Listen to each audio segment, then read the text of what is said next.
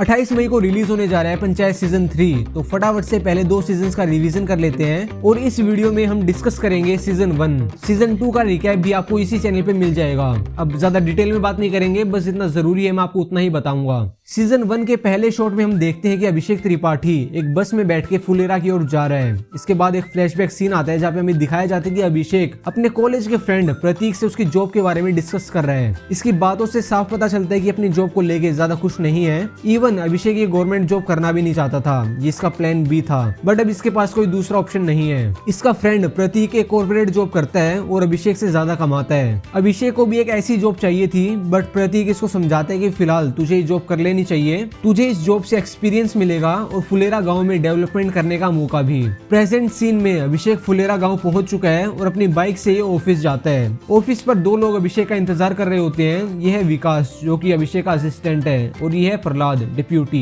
ये दोनों ऑफिस के बाहर बैठे हुए थे क्योंकि यहाँ पे ताला लगा हुआ है। अभिषेक इनसे पूछता है कि प्रधान जी कहाँ हैं, तो वो कहते हैं कि वो आते ही होंगे। थोड़ी देर बाद प्रधान जी वहाँ आते हैं और उनके हाथ में एक लोटा भी था क्योंकि अभी ये खेत से होके आए हैं। चाबी के लिए प्रधान जी अपनी जेब में हाथ डालते हैं, बट उन्हें पता चलता है कि चाबी तो उन्होंने कहीं पे गिरा दी है। ये चाबी ढूंढने के लिए वापस उसी रास्ते पे जाते हैं जहाँ से प्रधान जी आए थे। रास्ते में प्रधान जी अभिषेक को अपनी जमीन, उनके खेत वगैरह ये सब दिखाते हैं। आधे दिन तक ढूंढने के बाद भी उन्हें चाबी नहीं मिलती।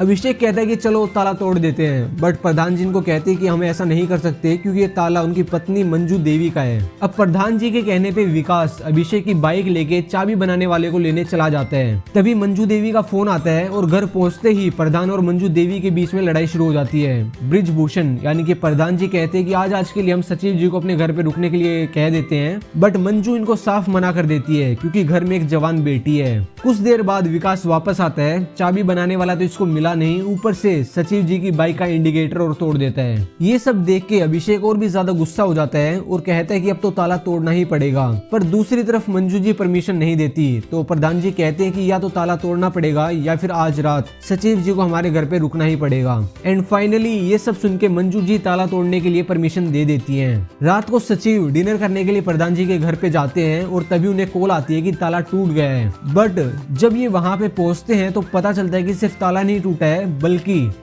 आज अभिषेक की जॉब का पहला दिन था और पहले ही दिन ये बुरी तरह से परेशान हो चुका है। ये अपने दोस्त को कॉल करके आज की कंडीशन के बारे में बताता है और कहता है कि उसे जॉब नहीं करनी, वो वापस आना चाहता है। बट प्रतीक उसे सलाह देता है कि आईएमएम में वर्क एक्सपीरियंस की जरूरत होती है, इसलिए तो ये जॉब कंटिन्यू कर और साथ ही कैट की प्रिपरेशन भी शुरू कर दे। अगले दिन सुबह विकास सचिव जी को उठाने के लिए जाता है और कहता है कि उठिए दोपहर हो गई है, जबकि उस टाइम सिर्फ सुबह के 9 बजे थे। ये सीन मुझे वैसे सच में काफी ज्यादा पसंद आया था। आज पंचायत मीटिंग में डिस्कशन होता है कि 13 सोलर लाइट्स गांव में कहां पे लगेंगी, बट पता चलता है कि ये लोग तो पहले से ही डिसाइड करके बैठे हैं कि 12 सोलर लाइट्स तो इन सभी के घर के सामने लगेंगी और एक जो बची हुई है वो सचिव जी अपने ऑफिस के बाहर लगवाना चाहते हैं ताकि लाइट जाने पर भी वो पढ़ सके। बट तभी एक आदमी आके इनको कहता है कि बची हुई एक लाइट हमें बूता पेड़ के सामने लगानी चाहिए और ये बात सुन के सभी राजी हो जाते हैं। अब रात को फिर से वही होता है कि सचिव जी पढ़ने के लिए बैठते हैं और लाइट चली जाती है। अगली सुबह अभिषेक विकास को अपनी प्रॉब्लम के बारे में बताता है और विकास इससे कहता है कि अब तो बस एक ही सॉल्यूशन है कि अगर आप उस भूतहा पेड़ के पास जाके उस भूत को वहां से भगा दो तो बची हुई सोलर लाइट आपके ऑफिस के बाहर लग सकती है। अभिषेक उस भूत को भगाने के लिए उस पेड़ के पास जाता है, बट वहां पे कोई भी भूत वगैरह नहीं था, वो बस एक बड़ा सा पेड़ था। इस मैटर में और भी छानबीन करने के बाद गाँव में पूछताछ करते हैं एंड फाइनली एक टीचर के पास जाते हैं। उस टीचर के पास जाके इन्हें पता चलता है कि उसी ने अफवाह फैलाई थी और जब उसने अफवाह फैलाई थी तब वो काफी नशे में था। असल में वहाँ पे कोई भूत वगैरह नहीं है। अगले दिन वो आदमी ये सब बात प्रधान जी को साफ साफ बताता है और अभिषेक कहता है कि जब वहाँ पे कोई भूत वगैरह है ही नहीं तो ये प्रूव करने के लिए प्रधान जी को उस पेड़ के नीचे एक रात सोना पड़ेगा, क्योंकि इससे उन्हें अगले इलेक्शन में फायदा भी होगा और लोगों को लगेगा कि प्रधान जी ने उस भूत को भगा दिया है। इन सब के साथ साथ अभिषेक का काम भी बन जाता है और वो बची हुई लाइट लगती है ऑफिस के बाहर। अब धीरे धीरे अभिषेक जी का मूड अच्छा होने लगा है, फुलेरा की हवा उन्हें और भी ज्यादा जमने लगी है और अब वो अपने लिए ले आते हैं एक चक्के वाली कुर्सी। अब गांव का एक आदमी अपनी बेटी की शादी करवा रहा है, बट उस दूल्हे की एक रिक्वेस्ट है कि वो रात को एक अलग कमरे में रुकना चाहता है, बाकी बारातियों के साथ स्कूल में नहीं। तो ये भाई साहब अपनी समस्या प्रधान जी को बताते हैं और प्रधान जी बात करते हैं सचिव जी से। अभिषेक दूल्हे को अपने ऑफिस में रोकने के लिए साफ मना कर देता है। प्रधान जी एक बार सचिव जी की बात को मान जाते हैं और कहते हैं कि हाँ, हम आपकी बात को समझते हैं क्योंकि आपको पढ़ाई में दिक्कत होगी। बट ये आदमी फिर से प्रधान जी को भड़का देता है और कहता है कि सचिव जी आपकी बात को टाल रहे हैं। क्या वो अपने आप को इतना बड़ा समझता है कि वो प्रधान जी की बात को टाल दे? ये सब जरूर उस चक्के वाली कुर्सी के कारण है। तो इन सब के बाद अभिषेक के ऑफिस को साफ करवाया जाता है, जो कि अभिषेक को अच्छा नहीं लगता एंड ऊपर से उसे परमेश्वर का काम भी करना पड़ता है। दूसरी तरफ प्रधान जी प्रहलाद से उस कुर्सी के बारे में बात करते हैं और प्रहलाद इनको कहते हैं कि आप भी एक ऐसी कुर्सी खरीद लो।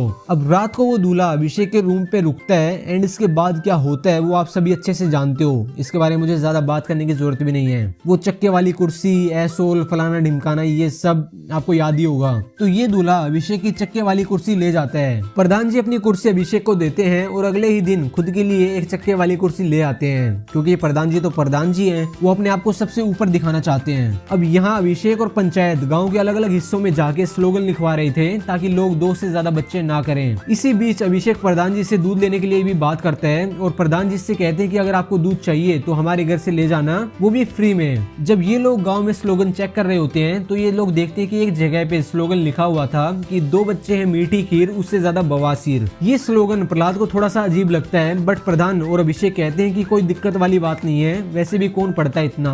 कुछ देर बाद अभिषेक एक दूसरी जगह पे स्लोगन लिखवा रहा था और तभी एक आदमी जिसके की 3 बच्चे थे वो ये स्लोगन देख के भड़क जाता है और कहता है कि अगले इलेक्शन में वो प्रधान जी को वोट नहीं देगा। अभिषेक ये बात प्रधान जी को बताता है। प्रधान जी उसे ये स्लोगन साफ करने के लिए कहते हैं, बट वो ऐसा नहीं कर सकता क्योंकि ये वीडियो का ऑर्डर है और अगर ये स्लोगन साफ हुआ तो फिर अभिषेक की नौकरी साफ हो सकती है। सचिव जी इस बारे में बात करने के लिए सुपीरियर के ऑफिस जाते हैं, बट वहाँ पे भी बात नहीं बनती। अभिषेक रात को ये मैटर प्रधान जी को बताता है और प्रधान मंजू देवी से कहते हैं कि तुम अगला इलेक्शन हार रही हो। मंजू देवी कहती है कि आखिर इसमें क्या गलत है, उन्होंने स्लोगन सही तो लिखा है। एक औरत से पूछो कि 2 से ज्यादा बच्चों को पालना, उनको पैदा करना कितना मुश्किल है। साथ ही ये ब्रिज को ये भी कहती है कि तुम डरपोक हो जो कि सही काम को करने से डरते हो। एक तरफ तो तुम अभिषेक से दूध के पैसे नहीं मांग रहे हो ताकि उसको बुरा ना लगे और दूसरी तरफ ये स्लोगन साफ करवा रहे हो ताकि गांव वालों को बुरा ना लगे। अब अगले दिन ये लोग डिसाइड करते हैं कि उस स्लोगन को वहीं पे रहने देते हैं, जो होगा देखा जाएगा। और प्रधान जी अभिषेक को दूध के लिए 750 रुपए महीना देने के लिए भी कहते हैं। यहाँ अभिषेक रात को अपने खाने की तैयारी कर रहा होता है और तभी उसे अपने एक दोस्त की पोस्ट दिखाई देती है जिसमें वो पार्टी कर रहा होता है, जबकि यहाँ सचिव जी अकेले हैं एक छोटे से गांव में। ये अपने लिए 2 बियर लेके आते हैं, फोटो लेते हैं, बट पोस्ट नहीं करते और पी के सो जाते हैं। अगले सुबह अभिषेक देखता है कि उसने रात को ऑफिस का दरवाजा खुला छोड़ दिया था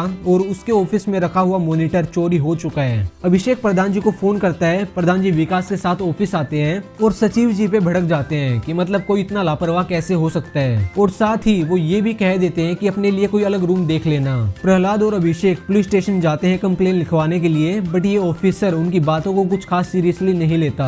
स्टेशन से निकलते वक्त अभिषेक कहता है कि वो अपने लिए एक नया रूम देखने के लिए जा रहा है, बट प्रहलाद कहता है कि आप प्रधान जी की बातों को इतना सीरियसली मत लो।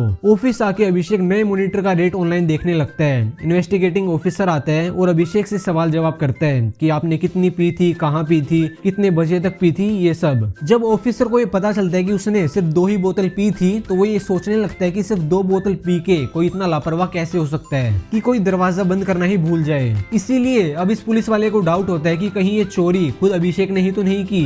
ऑफिसर ये सारी बात प्रधान जी को बताते हैं, बट इस बात को लेके वो राजी नहीं होते और प्रधान जी, विकास एंड ऑफिसर ये ऑफिस आते हैं सचिव जी से पूछताछ के लिए। पुलिस वाला पूछता है कि रात को आपने ड्रिंक क्यों की थी, तो अभिषेक फ्रस्ट्रेटेड होकर कहता है कि वो यहाँ से बिल्कुल थक चुका है अपनी इस बोरिंग लाइफ से, उसका इस गाँव में मन नहीं लगता और वो यहाँ पे अकेला महसूस करता है। पढ़ने के लिए लाइट तक नहीं रहती, बात करने के लिए कोई आदमी नहीं रहता, वगैरह वगैरह। बट इन सब के बावजूद ये पुलिस वाला अभिषेक पे ही शक करता है कि शायद ये मॉनिटर इसी ने चुराया होगा। बट अभिषेक की सारी बातें सुन के प्रधान जी पुलिस वाले को वहाँ से जाने के लिए कहते हैं, क्योंकि उन्हें पता है कि सचिव जी लापरवाह हो सकते हैं बट चोर नहीं। उस रात प्रधान जी को अभिषेक की वो सारी बातें सुन के बहुत बुरा लगता है, इसीलिए ये चारों मिलकर रात को साथ में पार्टी करते हैं। अगले दिन सुबह जो मॉनिटर चोरी हुआ था वो अभिषेक को ऑफिस के बाहर मिलता है, जिसमें एक नोट भी लिखा हुआ था कि उस चोर को लगा कि ये टीवी है। अभिषेक एक दुकान पे अपना एक फोटो क्लिक करवाता है। दुकान वाला इसको कल सुबह 11 बजे आके फोटो ले जाने के लिए कहता है। दुकान के बाहर अभिषेक और विकास, इनका 2 लड़कों के साथ झगड़ा हो जाता है क्योंकि ये दोनों सचिव जी की बाइक पे बैठे बैठे हुए थे और सचिव जी इनको कहते हैं कि अगर इस तरह से बाइक पे बैठोगे तो ये बाइक गिर सकती है। इन्होंने अभिषेक की बात तो सुनी नहीं, बल्कि ऊपर से ये अपने बंदे लोगों को कॉल करने लगते हैं। फिलहाल तो सचिव जी और विकास यहाँ से चले जाते हैं, बट इन दोनों को दुकान वाले से पता चलता है कि अभिषेक फोटो लेने के लिए कल सुबह 11 बजे आएगा। अगले दिन अभिषेक 11 बजे नहीं बल्कि 2 बजे फोटो लेने के लिए दुकान पे जाता है, बट जब वो दुकान पहुंचता है तो उसे पता चलता है कि उन 2 लड़कों ने उसकी फोटो डिलीट करवा दी।